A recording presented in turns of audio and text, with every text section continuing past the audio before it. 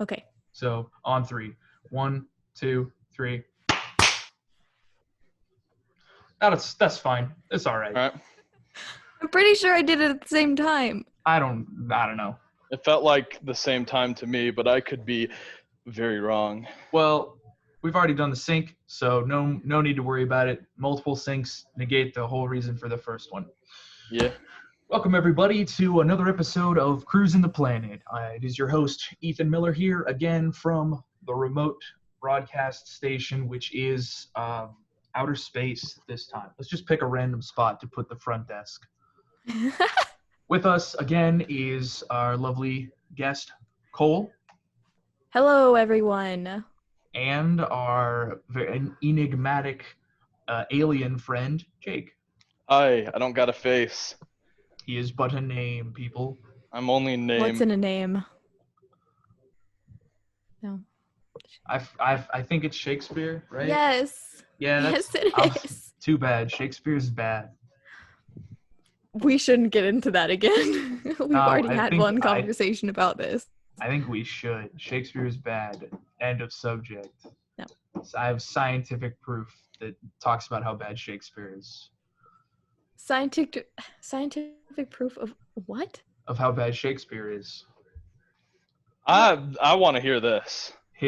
If you took Shakespeare as a series, make him a mathematical function, and then you did a summation from 1 to infinity, it would always come out to 2 options. Everybody dies at the end, or everybody gets married. He's predictable, and he's bad.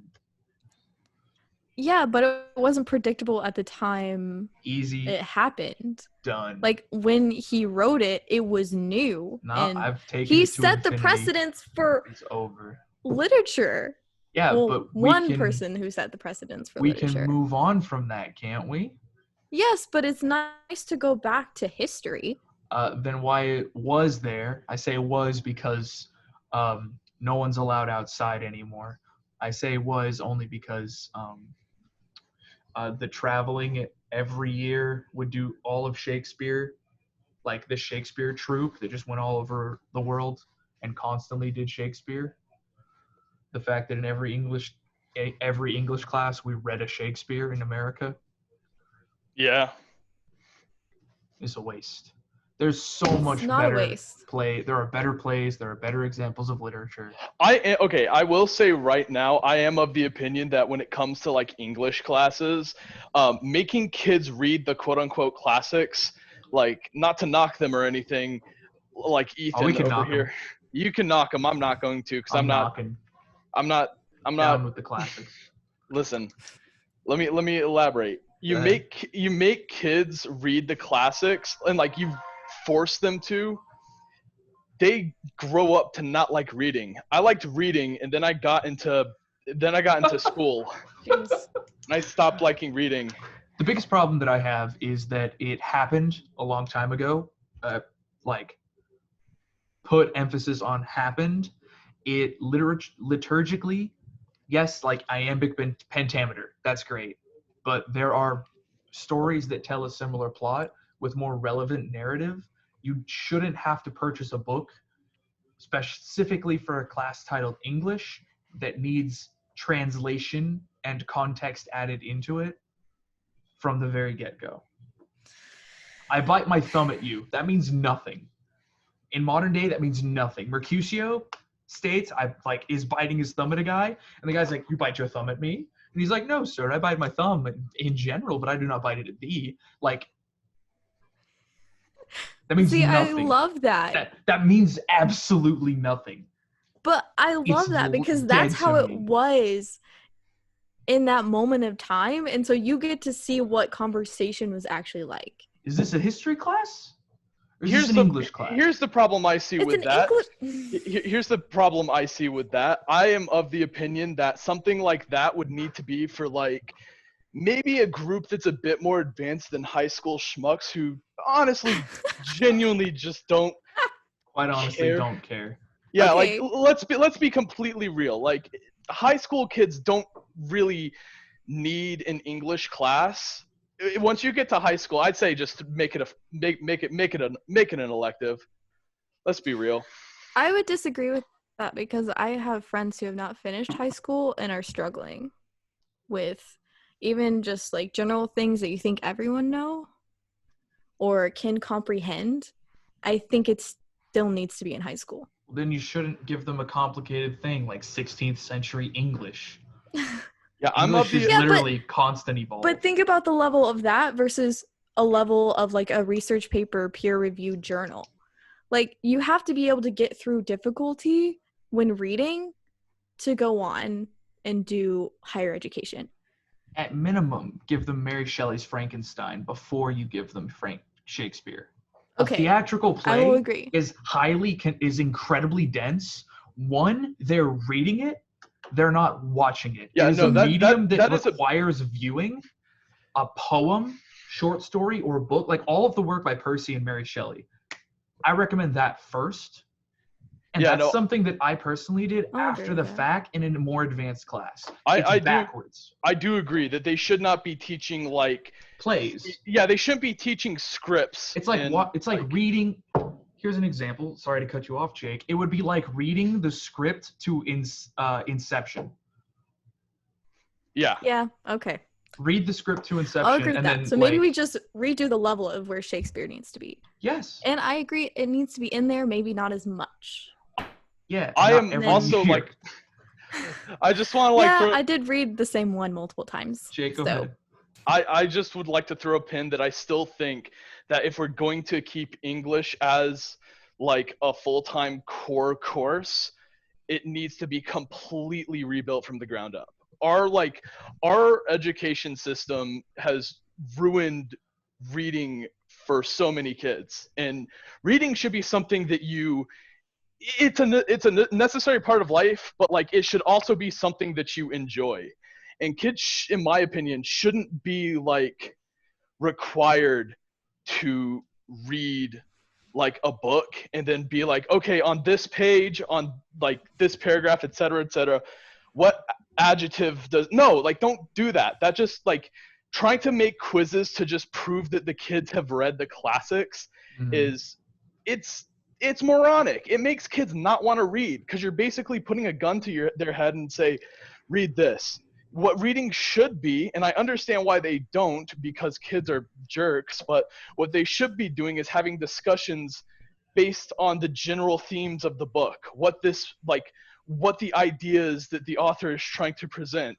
The problem is it's very easy to BS that, so they don't do it because like, oh, well. It's harder to grade. It's harder to grade, and this like kid who's really clever, who like back read it and did some cliff notes can just easily like present it as if he's read the book. Now I have a secondary point. The tangent that you're going on, Jake, only follows through if we're talking about fictional works or entertainment pieces. A secondary part to English class, which I believe is grossly misrepresented, is looking at the concepts of technical writing. Like what you had brought up earlier, Cole, is like citing sources, writing out a script, or writing out a paper that is grammatically correct. I have no idea the rules of grammar. And I went and did advanced British literature for 4 semesters. Now, if you want to get into grammar, I can go into all my sort of crazy opinions about that. See, but we don't need opinions. Like, as long as everyone sticks to the same rule set, we're good. Here's the thing, though, is not like unless like here's my caveat to that. Not everyone sticks to the same rule set. True, but you need to learn a rule set before you can start learning other rule sets at minimum. I was not taught a single grammar lesson in the entirety of my K through 12 education. Here's my sort of thing in regards to that, is that you were still able to be fluent in English, even if you didn't comprehend grammar to its T. My whole caveat with grammar is that I'm of the laissez-faire variety of I think language should evolve gradually over time because that's what it's always done. Old English is a completely different language from English, even though we're like have that direct connection with it. That's because English has evolved. And I think that trying to prevent an evolution of a language that is quite frankly a mess. Let's be real, English is a mess of a language, which I'm fine with. I'm just of the thought process that trying to keep the mess of English a mess because that's quote unquote how we've always done it is counterproductive. Well, I think English has evolved in some ways. No, it has. There's no denying that it has, but I think I think a lot of like people within like literature academia are very strong on ensuring that it remains stagnant in its evolution because they want to study it as it is, when honestly, like, my whole kind of thing is if I can understand what you're saying, that's fine, you know? If like the whole point of language is communication, and I think like focusing too much on grammar, especially grammar that is like quite frankly pointless, is, I don't know, I don't think that should be a necessity. Well, I did just realize that we've talked for 15 minutes extensively on the history of English and its classes, and this is an entertainment podcast. So, I mean, it was slightly entertaining. I think it was for us. I think yeah, it was entertaining for us. just fun Just for for us. us. How has everybody been? Because this is the top of the episode where we talk about how's everyone been. I mean, I'm gonna go ahead and say cooped up. You're not allowed to say that one because that's obvious. Yeah. So what have you been doing besides being locked in? Same thing as usual. I lock myself in when it's not quarantine, bro. All right. That's just life for me. This is like, I'm fine with this. Well, usually Cool. I'm the person who's like, okay, I got home from work, I got home from classes, I just want to stay home. Mm-hmm. And Parker is usually the one that goes, okay, let's go out, let's go do stuff. And I'm like, okay. And now he's kind of let me stay home. I mean, obviously, because quarantine. Right. Stay-at-home order is inactive. Yes. And I'm actually getting really antsy about going outside. Antsy about like you want to go outside? Yes. I bet. I am very done with the inside of this small one-bedroom apartment. Mm-hmm. And I think it might be better if we had like multiple rooms, but we only have 2 in a bathroom. Same. Have you explored the entirety of your bathroom yet? It's a very small bathroom. Trust me, you can find some stuff in there. Maybe stuff I don't want to see. There's probably some maybe really not, fun actually. chemicals. It might be safer to like Not. Well, you can't leave. But I've been told that there's like groups of people on how they're dealing with being locked in at home. Yeah, the groups are food coma. Yeah. You checked in on that one at all? No, I mean, I've definitely consumed a lot of food. Yeah. Which we started a workout routine today, so I feel a little bit better about myself. That was the second group, actually, was the people who have created new routine. One of those being workout, another of those being finding creative outlets. Any new interesting creative endeavors that we've jumped on recently? Jake, you're allowed to enter conversation as well. Not really. It's mainly just reviving old like hobbies and interests. Like I'm getting more into collecting like DVDs. The DVD place is still open here, and I can walk there. So I just walk, keep a 6 feet distance, pick up some stuff, and head back. I've been getting back into learning Japanese, like full force this time. I've seen all of your kanji laying out by your desk when I clean on Mondays. I know. For those who don't know, Jake and I are the only 2 at the station still allowed to leave our homes under state mandate. Because we had the foresight. We're like psychics, and we saw like if we travel, it's not gonna be good. No, I'm poor and work 2 jobs. Yeah, I'm poor and work 2 jobs, and Jake is a hermit already. So we kind of just like we kind of missed it, quite honestly. Thank God. And everyone came back and made our life more difficult. Yes. So thanks everyone else. That's not fair to anyone. Offended. That's not fair to anyone else. I just wanted to go to the zoo. Okay, that's what I did for spring break. Hey man, and look what it cost us. Yeah, I don't know where those animals have been. Well, they're actually very zoo. sick. Have you seen all of the Twitter posts of the zoo letting the animals out and look at the other exhibits? I saw something about penguins. Like they took Yeah. the penguins out and everything. Yeah, they've been letting them out consecutively, sort of in order. I think most recently the hog, or Oh. like the smaller. They're working their way up to the big ones, I assume.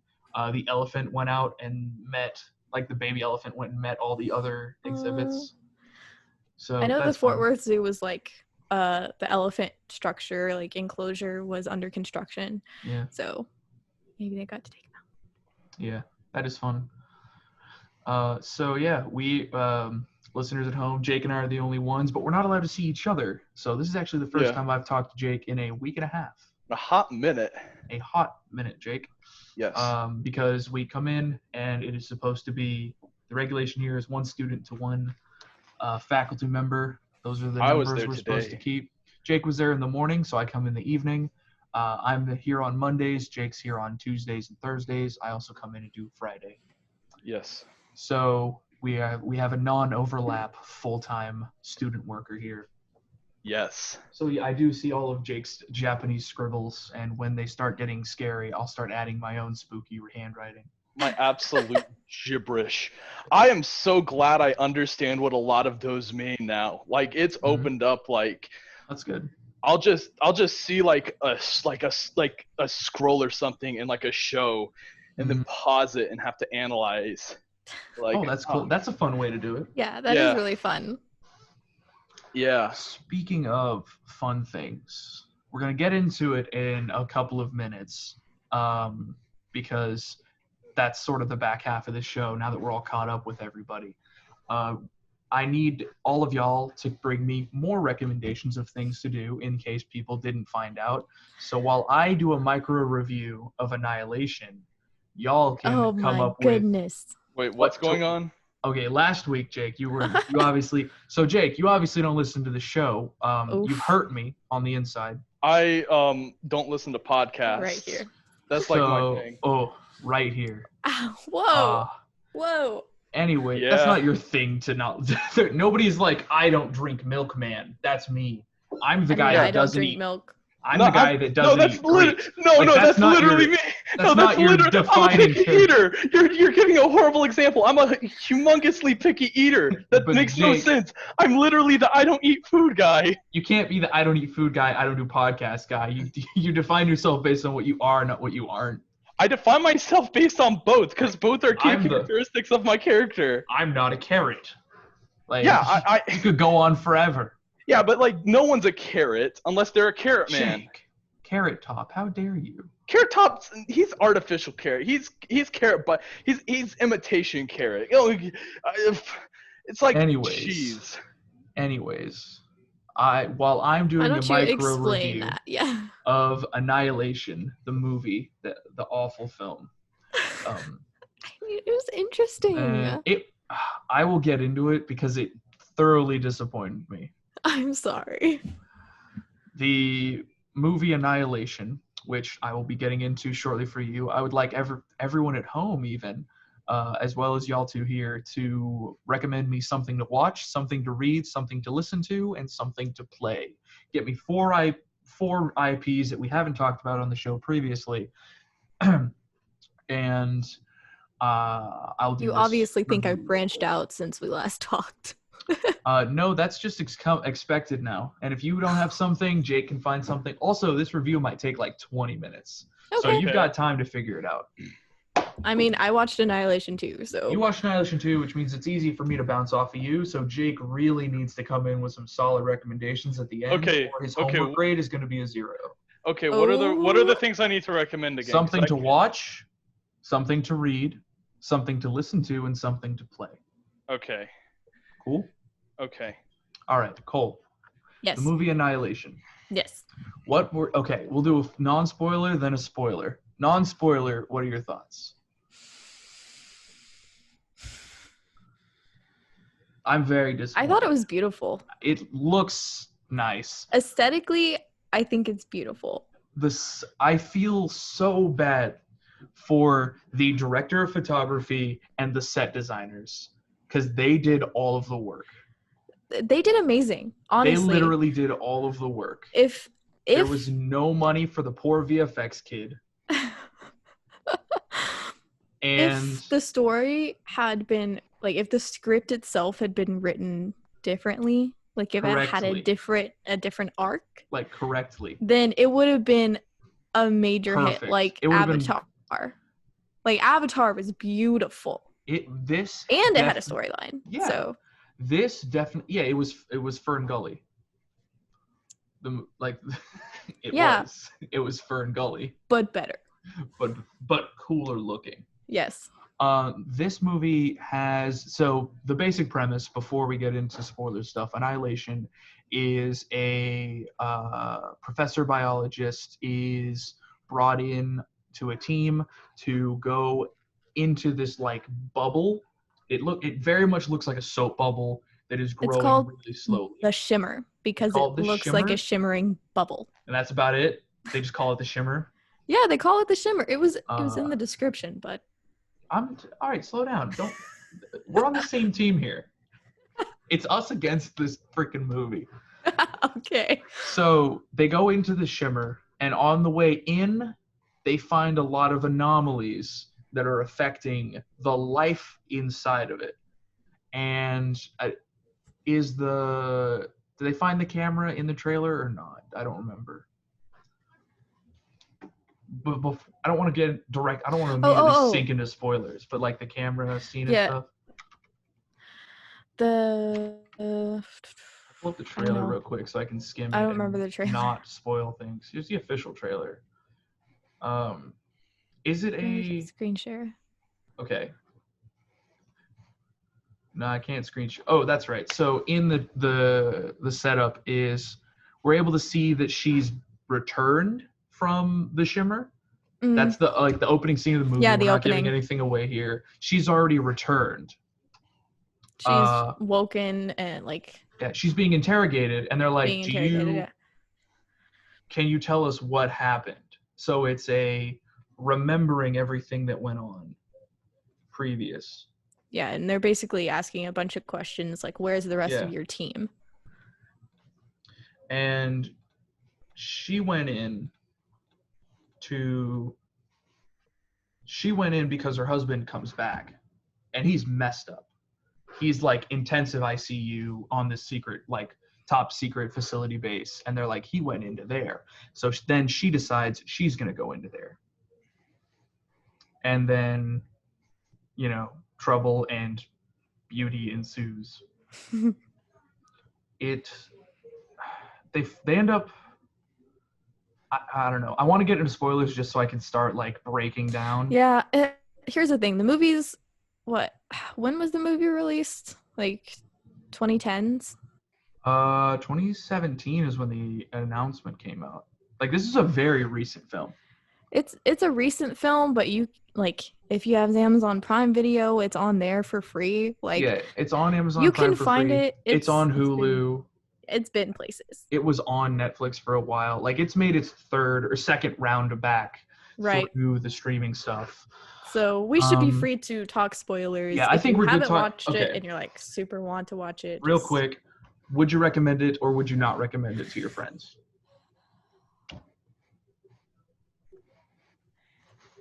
Mostly no. Okay. But I would recommend it for the different creatures and everything because I think it's really cool, and the production value. You would recommend? It's very pretty, and I really want people to see the stuff. That's the problem. But I don't think the story arc is really worth watching. I wouldn't watch it again. Wouldn't watch it again. Okay. I'm along the same line. I mean, they put some big name actresses in there. They did with Natalie Portman and who's the guy? Poe Dameron. The other one. Yeah. He's Poe Dameron is the other male actor who's in it. Okay, I wouldn't recommend it. I wouldn't have recommended going into theaters to watch it. I would have definitely waited till it's entirely free and on streaming, which it is. Mm-hmm. But even then, I'd watch it during the day. It's not something that you'd want to watch right before bed or It's something you'd watch if you have nothing else to do. It's literally quarantine. better than nothing. Right now. It's the If you have like any sort of panic disorder, though, I would recommend not watching it. Oh. Or paranoia disorder, yeah. wouldn't watch it. Yeah. Just because of the Just the as ending? a warning for people the ending, mostly. Yeah. Okay. It's like watching Us. The ending. All right, let's get in. Okay, spoilers now. We're just free to talk about whatever. We're not going to do a plot synopsis. This is a micro review. Here's the deal. I don't like. Okay.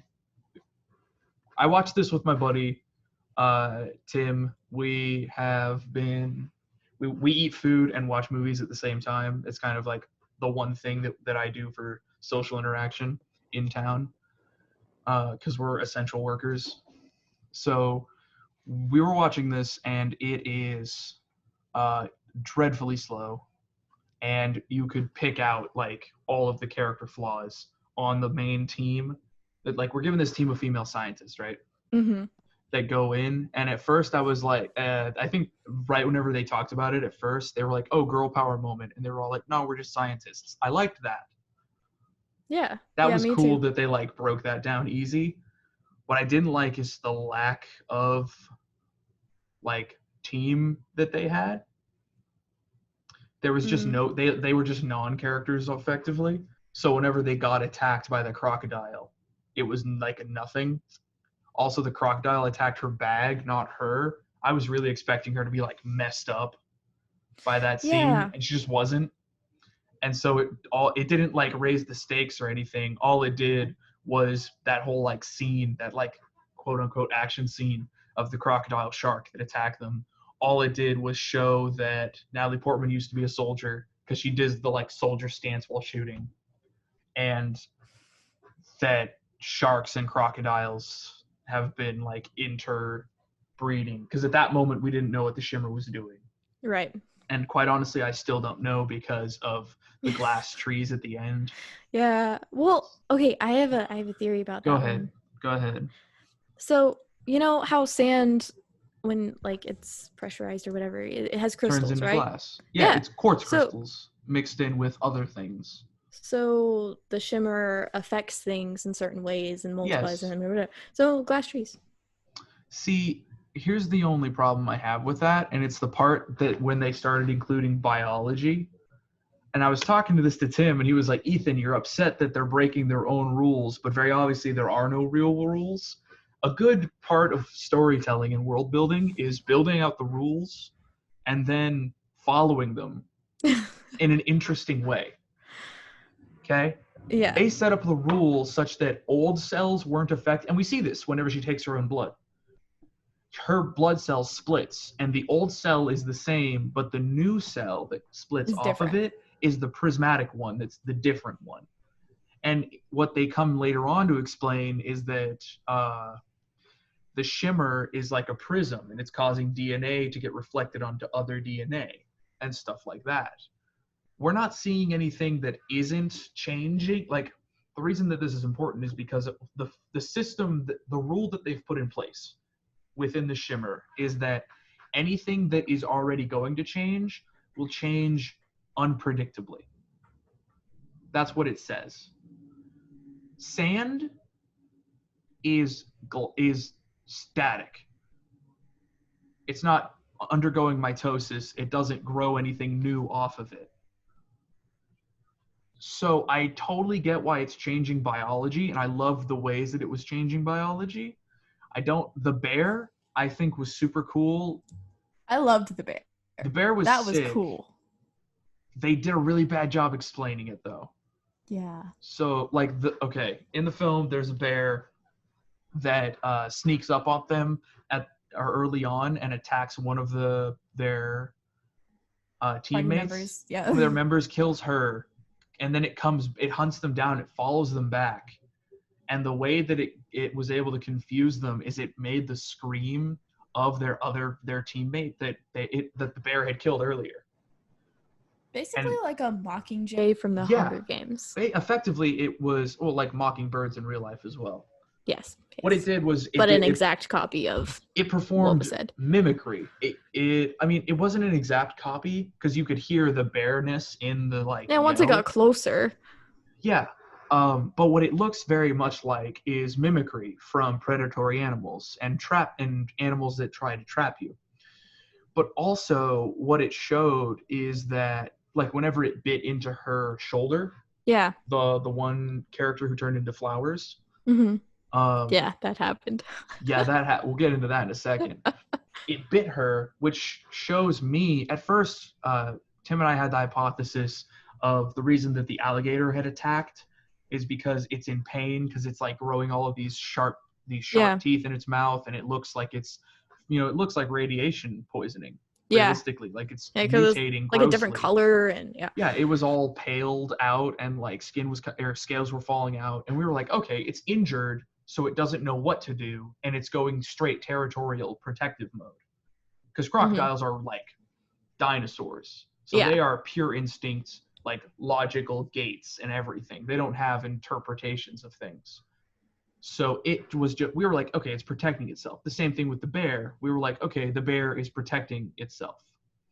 But then it followed them. It used mimicry to hunt them, which is where I was like, that's when it got into the weird part of, okay, it's changing people, or it's changing things and like evolving them in a way. It's adapting them up and up. Mm-hmm. Because I think in one of the promotions for this film, it was talking about like it's evolving us while we're in it. But then the lady turns into flowers, and that other guy, the military guy who got his stomach cut open, early in or on the video that they find, he turned into fungus, which is a de-evolution. Which is, at first we thought, oh, transcendent. He like forgoes his human body. But then we find the alien ship, and turns out it was aliens. After the flower lady, after there's one of the characters who just like looks at her arms and she's getting all veiny, and we're like, ooh, she's real sick.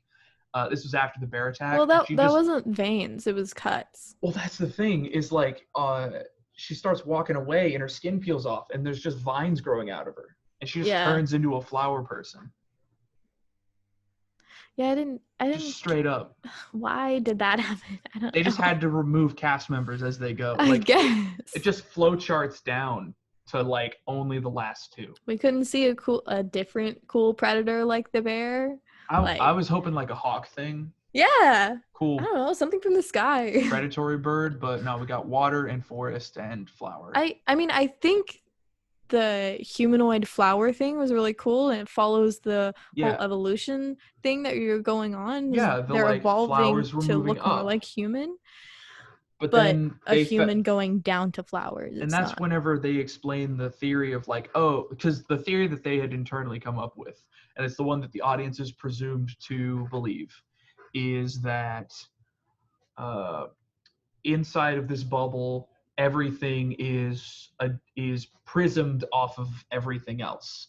So anything can turn into anything while it's in here. Mm-hmm. So you can have the guy can turn into fungus. That girl can turn into flowers. The bear can. I think their explanation was like, in killing her, it absorbed part of her. Yeah. And flower chick, she just like became a flower. The bear kills the fourth member of the cast, or of the team. And then so like all of it breaks down, and it gets just to the last, the main scientist lady and our main character, Natalie Portman, and she walks over to the lighthouse, and that's where this like meteor alien group had eventually hit the first time. At the beginning of the film, we're seeing like a meteor flying in, and it hits, and the shimmer grows from that. And so we walk in and we find this camera and this skeleton. And I immediately guessed it. But then she opens up the camera and it shows her husband on the other side talking to someone behind the camera. And then he cracks a white phosphorus grenade, blows it up on himself, and then a clone of him walks out from behind the camera, looks into it, and then leaves. So we know that the alien, or not the now we know it's an alien. The life form that was talking to her in the beginning of the film, when she's first Was like dragged into right. this, and the one who's Right. like injured and made it out, is not her husband.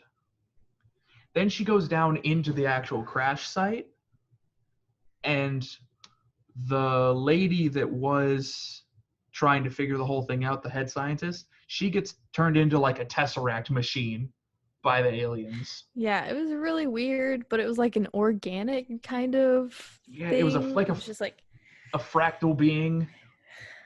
And yeah, then if you can imagine like silly putty and then putting a hole in it and then it just moving. I and don't it know. flowing through. Look up like fractal animations or Yeah. like non-Euclidean geometry, and that's what you get. It's a cloud. It's like a cucumber looking thing, like a sea cucumber flipping in on itself. Anyways, we get to that point, and then it turns into a metallic, like shimmery thing, like humanoid figure. Yeah. And then it starts attacking her. Well, it doesn't attack Well, it doesn't her. attack her. Yeah. It just doesn't want her to leave. And she tries to fight it until it turns into an exact clone of her. It like gets her skin color. Her. It starts to mimic her. It's trying to like learn from her essentially. And then she gives it a white phosphorus grenade, sets it off, runs out, and it explodes on the creature. And then the creature goes back into the hole and everything starts burning. And that's where she ends the interview with the people. And then she goes to talk to her husband. And then it turns out that both of them were aliens. Okay, at the very least, I don't think she was an alien Then at the end. Why? I'm thinking it just because of the way they set it up with everyone not being all the same. Yeah. As they were before. I think she had so much of other people and of the shimmer itself. From the shimmer itself. Or the alien. Yeah. That reflected back into her. That she was the same person, but not she's the same still person. Natalie Portman, but she's changed from the thing that's happening. And you noticed the tattoo, right? Yeah. Yeah. It was like an Ouroboros. Yeah, she almost like gained from each of her teammates different aspects of them, as well as the alien, and then she was like, I don't know who I am. Wait, so that tattoo... She didn't have that tattoo in the beginning. When did she get it? That tattoo was on Anya. Oh. Yeah. That's different, and it only makes it worse. Yeah. Okay, it's cool, but what I figured out at the end of because Tim and I were talking, we're like, okay, last scene. What does it mean? Are the aliens here to enlighten us? Because you don't mimic someone if you're trying to destroy them. If you just let the shimmer envelop the whole planet, and you've won, right? You just play the waiting game. That's all you have to do. You just kill anything that enters the shimmer, and you're good. And the shimmer takes care of everyone anyways, so you just chill. If it's annihilation, like the lady had said. Oh, by the way, like 47 minutes into the movie is when we finally get the title of it. She just says the word annihilation and then explodes. And we're just like, we're done. Ooh. We're free. Yeah, Jake, we did you ever it. watch CinemaSins? Every time it says the title in the movie, it's like, ding. Yeah, we did it. So, if it is annihilation, they've kind of already won because there's no way to like stop the shimmer until it just like stopped with the aliens. So like they could have just chilled out for a bit, but instead that extra alien that was showing up wanted mimicry. It wanted to learn from her. And we kept thinking, okay, if you wanted to bring someone to a higher like plane of existence or understanding, you would first learn about them so that then they have empathy and you can learn about you. Yeah. Right? Which is why it was kind of interesting that the alien dude showed up and is like, all right, now I'm here to learn. But it's all convoluted, and none of it makes any sense.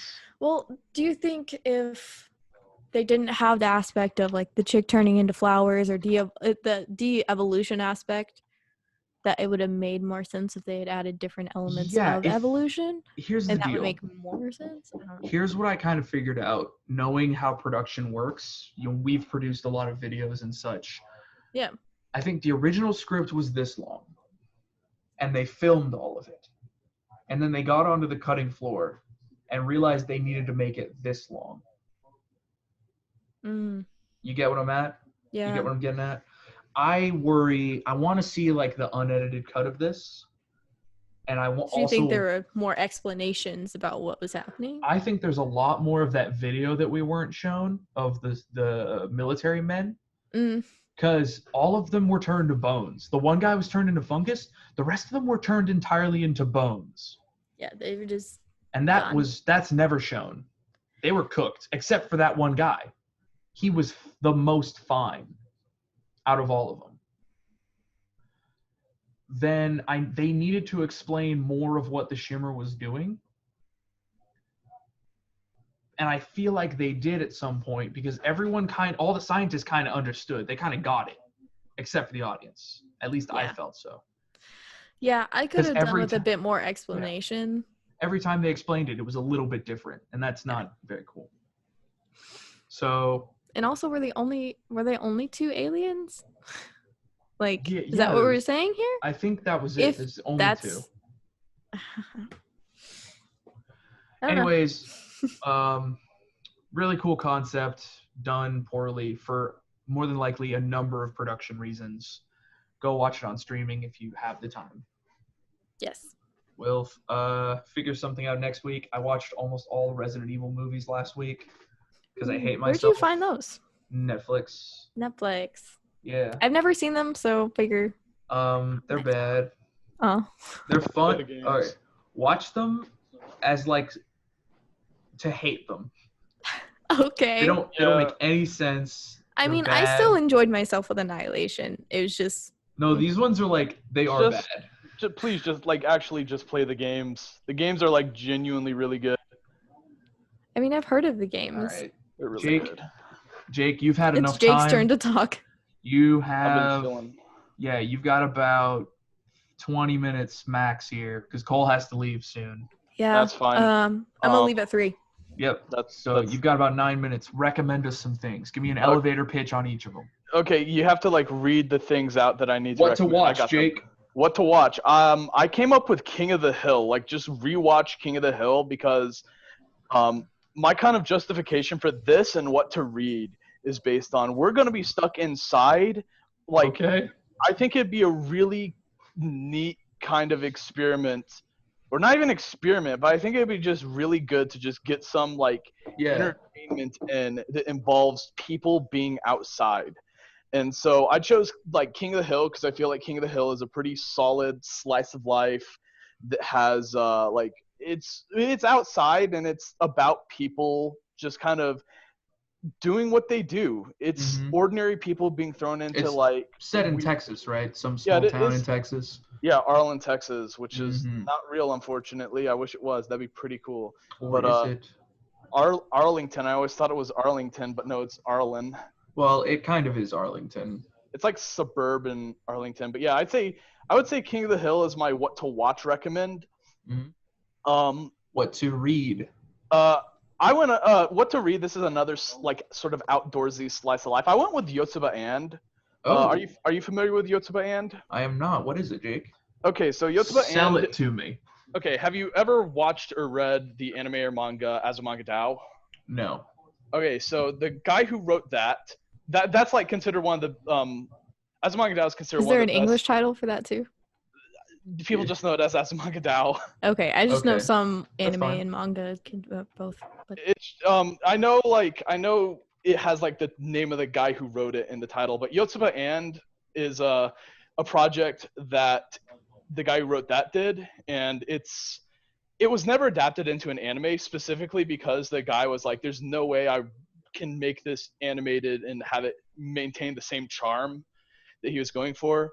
And it's just like a cute, fun, like slice of life about this little girl named Yotsuba and her dad and her neighbors, and they just do like fun little adventures together. And it's a slice of life. It's a slice of life, and it's it's just fun and cute, and It's the I've reason always, everyone's playing Animal Crossing right now. Yes, exactly. yeah, Slice of life.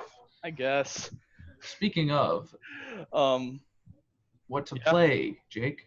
I've been honestly, I'm just recommending this because it's what I got recently. I recently bought Modern Warfare because all my friends were playing it, and Newest yeah, like Wow, peer the new one, pressure at the its new one. finest. I mean, I've been planning on buying it regardless. Don't pull that Well, on me. I mean, multiplayer video games. Like when I get my Wi-Fi card, my building was struck by lightning recently, so I've had no Wi-Fi. What? Yeah, just for fun, we got hit by lightning, and then we got locked in our houses. Well, the big Um, reason why here's like the primary reason why I bought it and why I think other people should buy it is because it has cross-platform play. Yeah. So like if you have a PlayStation, your friend Fine. has an Xbox, and your other friend has a PC, PC. you can all connect in a lobby and play even though you Yeah. have different systems. So because of that reason, I'm fixing up my computer to run on Wi-Fi so I can play Dauntless with my other friends who are on Yeah. Xbox and PC. Yeah. It's not peer pressure, Cole. It's being part of your group of your friends. It's interacting with them in a different way because we're not allowed to touch each other. Because like I'm on Alright. PC. My friend has a PlayStation 4. Mm-hmm. And his PC is it can't hold a lot of games. It wouldn't be able to run It's real sticky. yeah, I'm not gonna go into the deets. But so he has this game and he plays it frequently, and I'm like, you know what? I'll pick it up. Should be fun. I like the original Call of Duties. And this one is getting pretty good reviews, especially like after a lot of like lackluster titles. And everyone says it's good, or everyone I trust at least with Call of Duty games says it's a return to form in a way. So Nice. yeah, I'd recommend it. The campaign was really good. It's chocked full of multiplayer stuff. If you don't want to pay for it, its battle royale mode is free. If you want to download it, it's a lot more of a download if you don't already have Game. yeah, the base game. But that's free. That makes if you sense. try it. Like it has a battle royale game. It has like the basic deathmatch that you know from Call of Duty. It has Ground Wars, which is basically like Ground Wars. It's basically like a Battlefield style gameplay, like Bad Company 2, but in Call of Duty. I love Battlefield 4. Well, I recommend Modern Warfare because it has a Battlefield like multiplayer game. Nice. Where like you fly jets and like tanks and such. Yeah. Okay. But yeah, that would be my what to play. Finally is your what to listen to. This one was the hardest because I have a whole lot I can recommend. And it's like you swim in an ocean of music, and it's like, I don't know which one would be like a good. But I settled on, I would say Ween, like specifically. Band? Yeah, the band. All of it. Yeah, all of it. I Right. would say Ween is pretty good, mainly because they're incredibly diverse.